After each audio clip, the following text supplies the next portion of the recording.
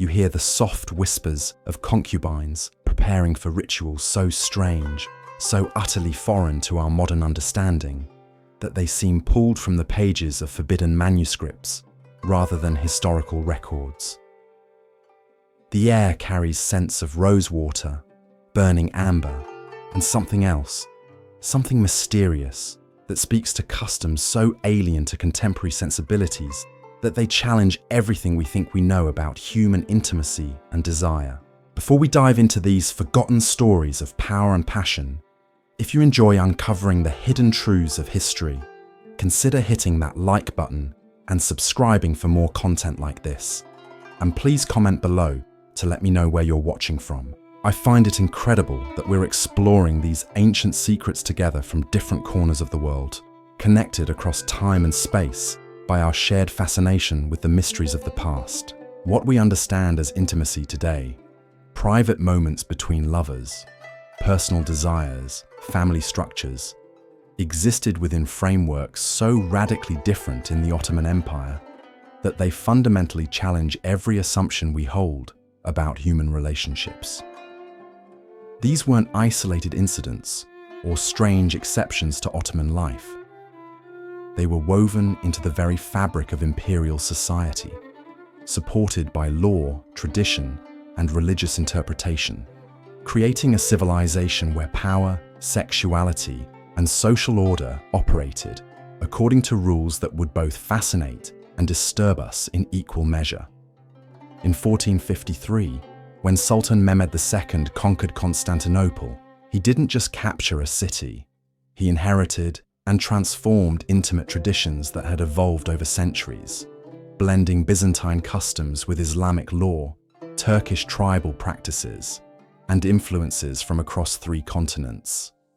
The result was a sexual culture so complex, so layered with meaning and ritual, that European ambassadors struggled to describe what they witnessed in letters back home. Consider the Ottoman concept of honor, often misunderstood by modern observers, but central to understanding their intimate practices.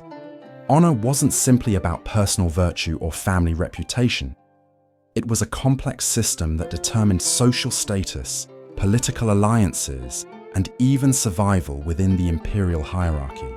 A pasha's wife needed to navigate the delicate balance between modesty and availability, between public virtue and private submission to her husband's desires, all while maintaining the precise social positioning that their family's fortune demanded. Hurrem Sultan, the legendary wife of Suleiman the Magnificent, mastered this balance so completely that she rose from captured slave to empress, fundamentally changing the nature of Ottoman royal marriages. Yet historical records suggest that behind the palace walls, she maintained networks of information that extended into the most private chambers of rival families, understanding that in the Ottoman world, bedroom secrets could topple viziers and reshape the empire itself. Ottoman marriage customs operated on principles that seem almost mystical in their complexity. Among the elite, marriages were elaborate negotiations between families designed to consolidate wealth, forge political bonds, and produce heirs who could navigate the dangerous currents of imperial politics. Love, if it developed, was considered a divine blessing rather than a foundation for union. Wedding nights involved rituals so intricate that they required specialized attendants who understood the precise ceremonies needed to ensure both fertility and divine favor. The great chronicler Evliya Çelebi, writing in the 17th century, described attending the wedding of a provincial governor's daughter. The bride, barely 16, was prepared by older women who had served in the imperial harem. Each step of the ceremony, guided by traditions that blended Islamic law with customs so ancient their origins had been forgotten. Her hands were painted with henna in patterns that told stories of fertility and protection. Her hair was braided with silk threads blessed by holy men. The marriage chamber had been purified with burning frankincense and sprinkled with water from the Zamzam well in Mecca. Ottoman sexual hierarchies recognized categories of human relationships that extended far beyond simple marriage. The empire's legal system acknowledged multiple forms of intimate union, each with different rights, obligations, and social implications. A man might have one legal wife, several official concubines, and various temporary arrangements that were regulated by both civil and religious authorities.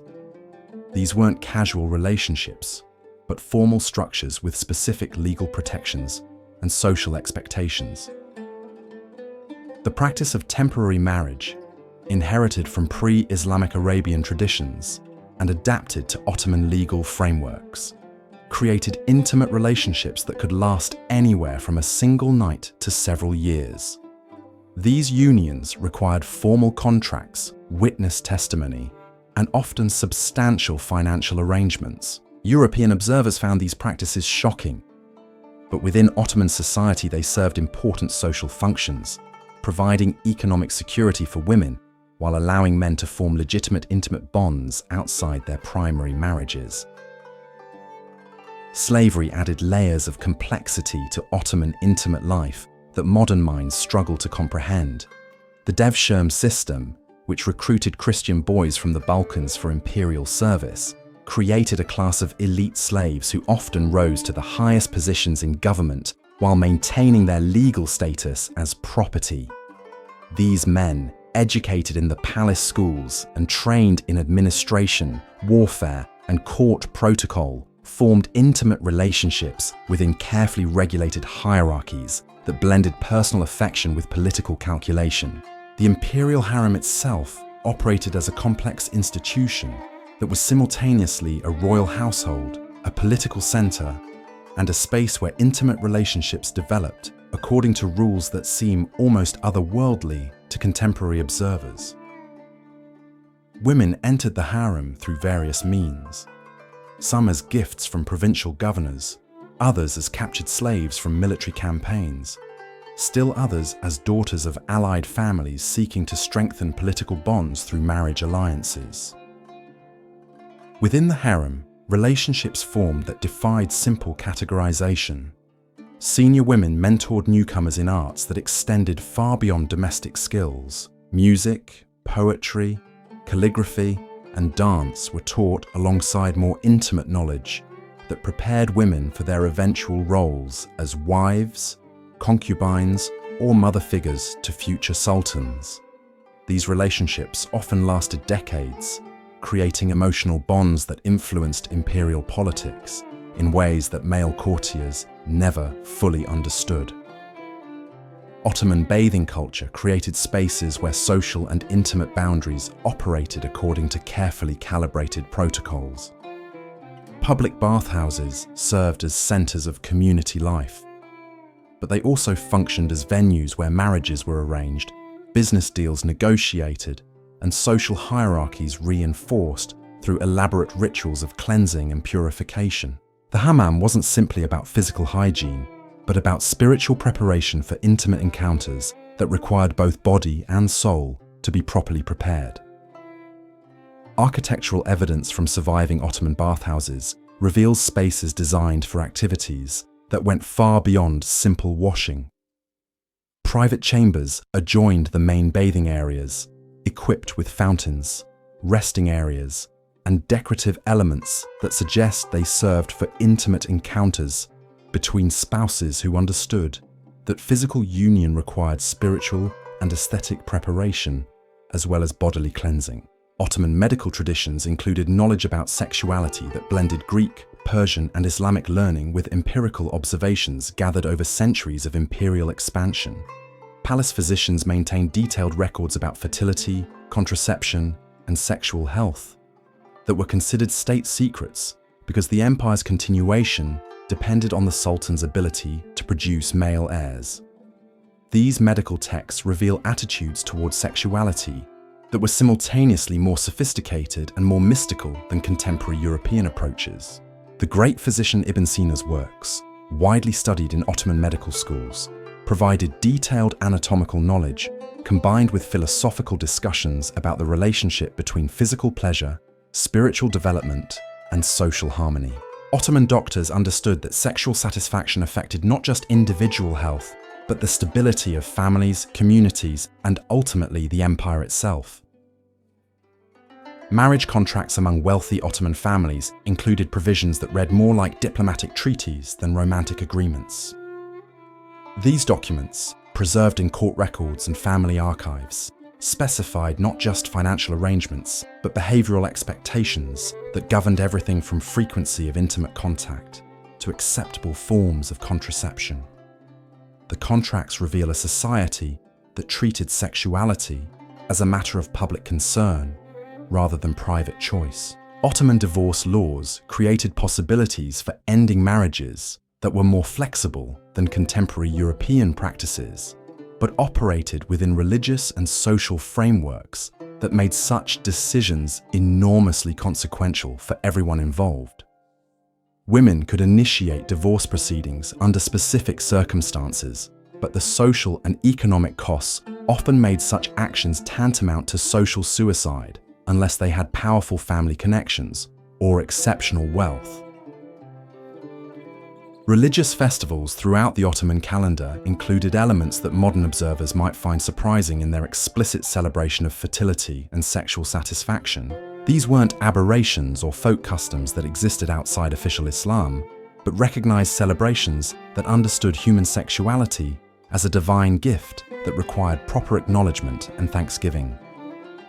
Now imagine yourself back in those palace corridors where we began, but this time understanding what those whispered conversations truly meant.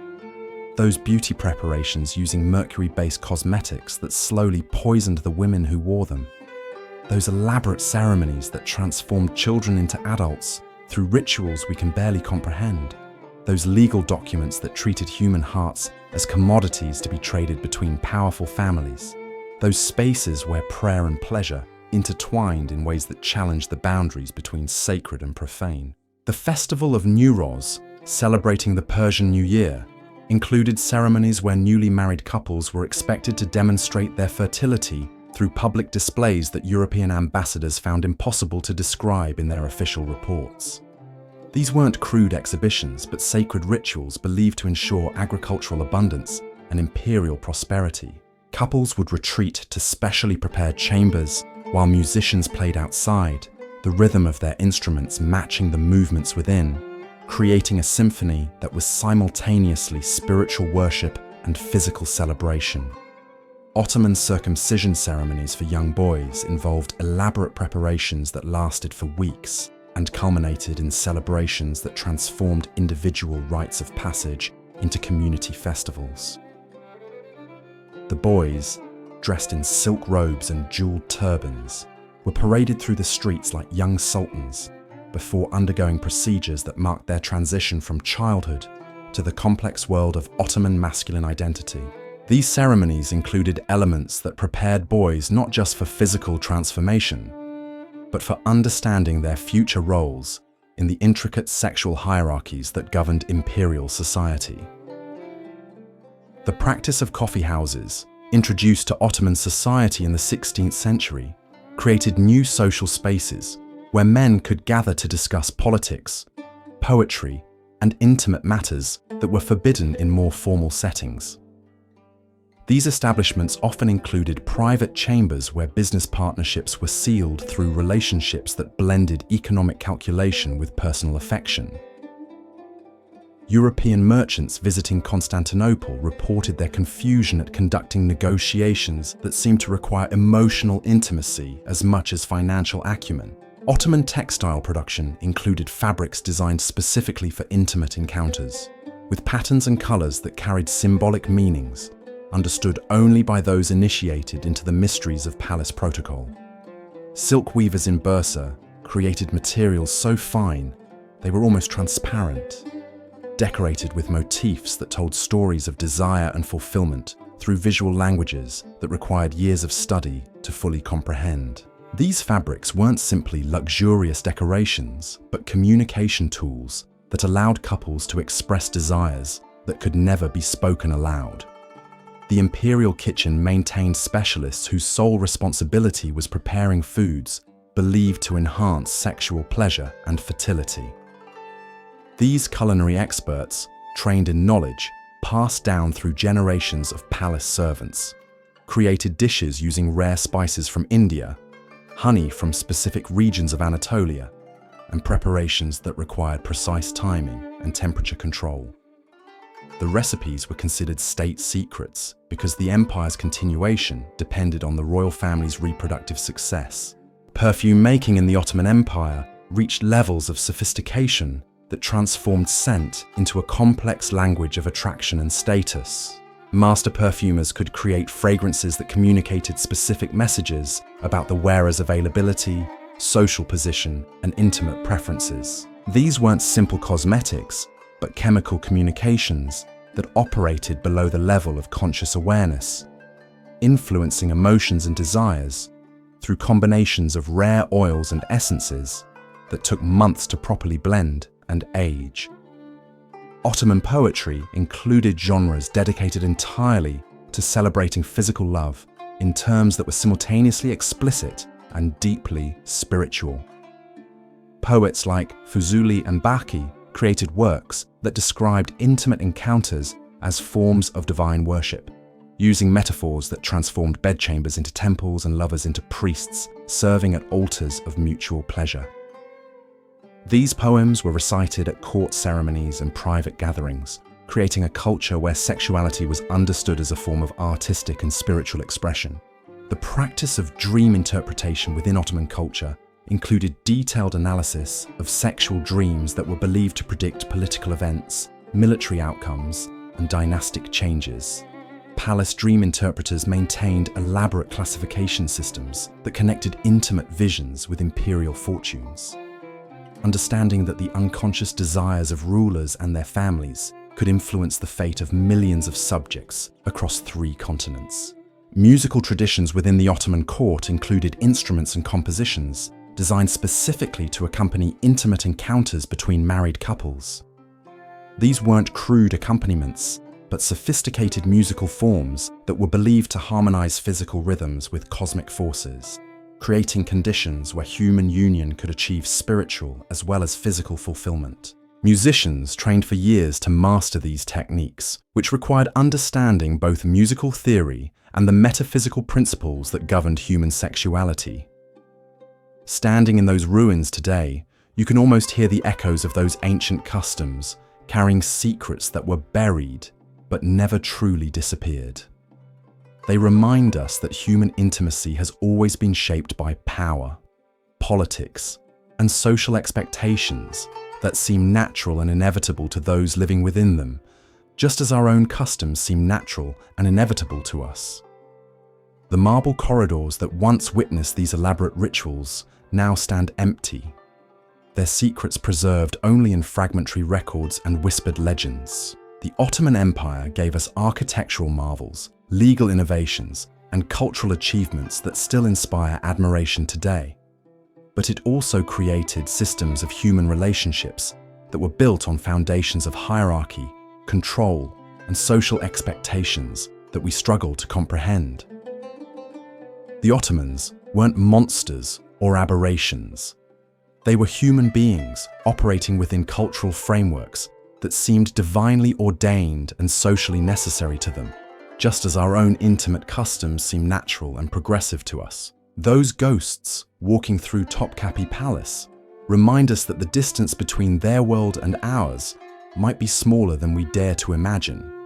We've simply become more subtle in our negotiations, more sophisticated in our hierarchies, and more skilled at disguising the transactions that still shape our most private moments. Their spirits whisper to us, not in Ottoman Turkish, but in the universal language of human desire complicated by human ambition, reminding us that love has never been innocent, that intimacy has never been free from the influence of power, and that every culture's sexual customs reveal its deepest beliefs about who deserves pleasure, protection, and respect.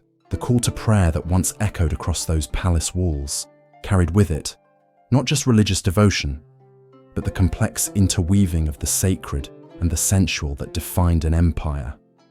In the end, these forgotten practices teach us that human sexuality, in all its complexity, remains one of the most powerful forces shaping civilizations across time, as persistent and transformative as the tides that still wash against the shores of the Bosphorus.